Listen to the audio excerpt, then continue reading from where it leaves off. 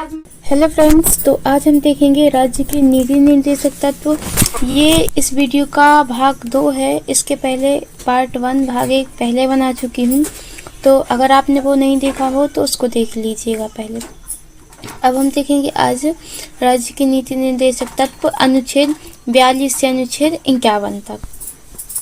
तो अनुच्छेद 42 के तहत काम की न्याय संगत और मनुचित दशाओं तथा प्रसूति सहायता का उपबंध राज्य काम की न्याय संगत और मनुचित दशाओं को सुनिश्चित करने के लिए और प्रसूति सहायता के लिए उपबंध करेगा। ये क्या है, अनुच्छेद 42 में दिया गया है। ये राज्य के नीति निर्देशक तत्व है। नीति निर्देशक तत्व ऐसा जरूरी नहीं, अगर उनका पालन नहीं हो रहा है तो हम उस पे न्यायालय में जाकर उन पर मुकदमा दायर कर सकते हैं। ये किस पे होता है, ये मौलिक अधिकारों के ऊपर होता है। तो हम राज्य के नीति निर्देशक तत्व पढ़ रहे हैं। इसमें अगर सरकार चाहे तो उसको लागू कर सकती है और नहीं चाहे तो वो उसको लागू नहीं कर सकती। ये है। अब देखेंगे भारतीय संविधान अधिनियम 1950 के अनुच्छेद 43 का की परिभाषा।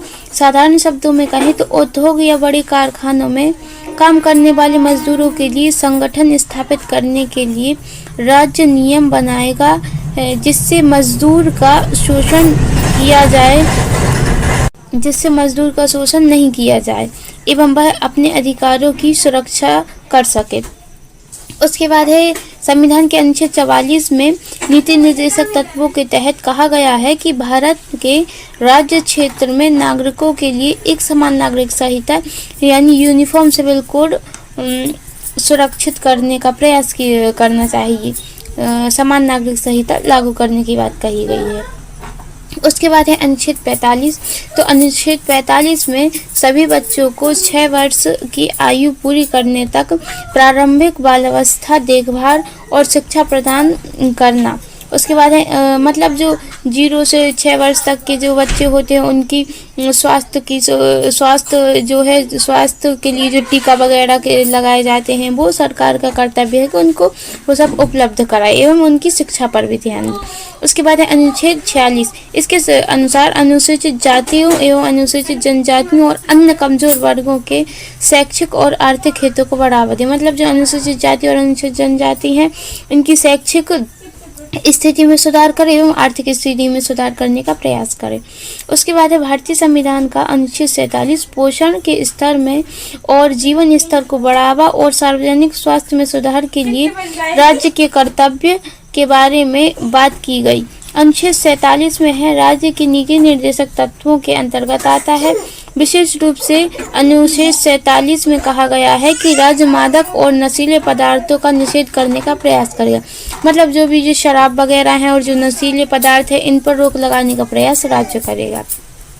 उसके बाद है अनुच्छेद 48। इसके अनुसार राज्य कृषि और पशुपालन को आधुनिक और वैज्ञानिक प्रणालियों से संगठित करने का प्रयास करेगा। मतलब जो कृषि और वैज्ञानिक है, पशुपालन है, इनको वैज्ञानिक इनको वैज्ञानिक और आधुनिक तरीके से जोड़ने का प्रयास करेगा, संगठित करने का प्रयास करेगा। और विशिष्ट गायों और बछड़ों तथा अन्य दुधारू वाहक पशुओं की नस्लों परिरक्षण और सुधार करने के लिए और उनके वध पर निषेध के लिए कदम उठाएगा। मतलब जो भी दुधारू पशु हैं उनकी जो नस्ल है उसमें सुधारने का प्रयास करेगा, उनके वध पर विराम लगाएगा। उसके बाद है अनुच्छेद 49। तो भारतीय संविधान के अनुच्छेद 49 के अंतर्गत देश के राष्ट्रीय महत्व वाले घोषित किए गए कलात्मक या ऐतिहासिक अभिरुचि वाले प्रत्येक स्मारक या स्थान या वस्तुओं का संरक्षण करने के लिए बाध्य होगा। कलात्मक जो भी ऐतिहासिक स्थान है उन पर उनका संरक्षण करने के लिए बाध्य कौन होगा, राज्य होगा।